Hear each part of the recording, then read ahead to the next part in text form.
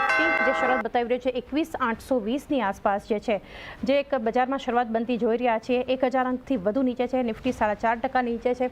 Nifty bank જુઓ અત્યારે 3%થી વધુનું દબાણ છે, 49,800 આસપાસના લેવલ્સ પર.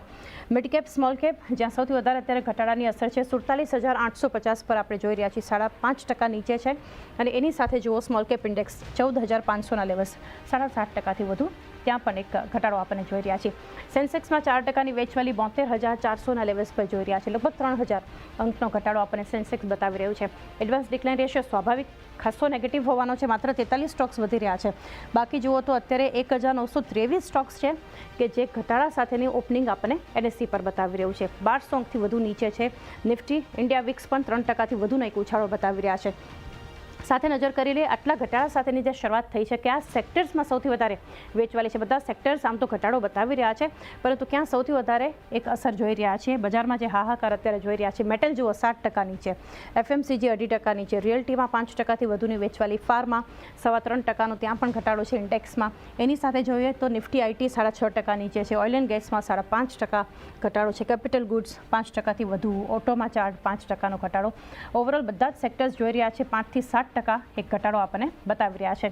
એની સાથે નજર કરીએ હવે હિટમેપ પર, સ્ટોક્સની ચાલ પર નજર કરીએ. ક્યાં કેટલો ઘટાડો છે? ઘટાડો છે, પરંતુ કેટલો ઘટાડો સ્ટોક્સ બતાવી રહ્યા છે. ભારતીય એરટેલ એકવાર ફરી 1.25%ની મજબૂતી, પ્રી ઓપનમાં થોડું મજબૂત હતું, આપણે એના પર ચર્ચા પણ કરી, પરંતુ સામે જુઓ બધા stocks, power grid, Wipro, ONGC, doctor Reddy's, SBI, બધામાં અત્યારે એક સ્ટોક્સ પણ એક ધોવાણ બતાવી રહ્યા છે સેક્ટર્સની સાથે. Asian Paints, Reliance, Bajaj Finserv, Kotak Mahindra bank, Eicher motors, Hero MotoCorp જુઓ, અદાની એન્ટરપ્રાઇઝિસ, ટેક મહિન્દ્રા 5%થી વધુ ઘટાડા સાથે નિફ્ટીના બધા સ્ટોક્સ આપણને અત્યારે શરૂઆત કરતા બતાવી રહ્યા છે. એની સાથે HUL, ઇન્ફોસિસ, બજાજ ફિનાન્સ, ઇન્ફોસિસ 8% નીચે છે. HCL ટેક 7% નીચે. Apollo hospital, UltraTech cement, Maruti, Titan, M&M બધા 4% આસપાસ એક ઘટાડો બતાવી રહ્યા છે. જીઓ ફિનાન્શિયલ 8.5% નીચે. હિન્ડાલ્કો 7.5%. BEL 8%થી પણ વધુ નીચે છે. ટાટા સ્ટીલ 9% જેટલો ઘટાડો. બજાજ ઓટો, L&T સાથે ટ્રેન્ડ જુઓ, લોઅર સર્કિટ પર કાઉન્ટર અત્યારે 10%ની.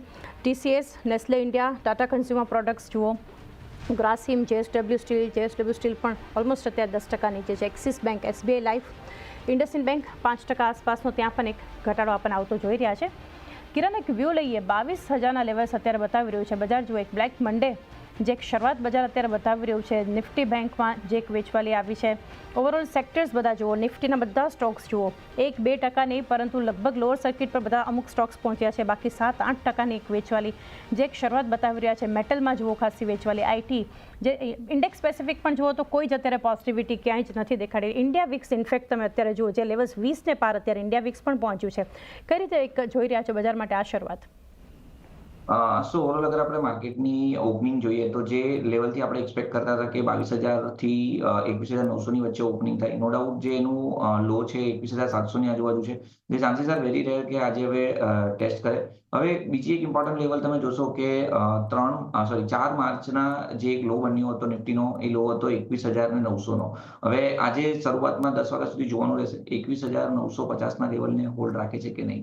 જો 21,950ના લેવલને હોલ્ડ રાખે છે, એના ઉપર સસ્ટેન થાય છે, તો there are chances કે સેકન્ડ હાફમાં આપણને એક રિકવરી જોવા મળશે, જેમાં અગેન 22,000 ના ઉપરના લેવલને રિક્લેમ કરી શકે છે. તો મારા હિસાબથી ઉતાવળ નહીં કરવી જોઈએ બોટમ ફિશિંગમાં. થોડું વેઇટ એન્ડ વોચ કરો. 10 વાગ્યા સુધી જો 21,950ની ઉપર સસ્ટેન થાય છે, તો જ પછી અહીંયા કોઈ બોટમ ફિશિંગની તમે વાત કરજો.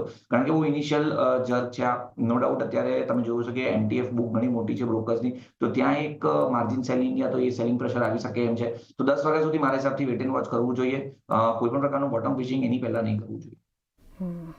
10 વાગ્યા સુધી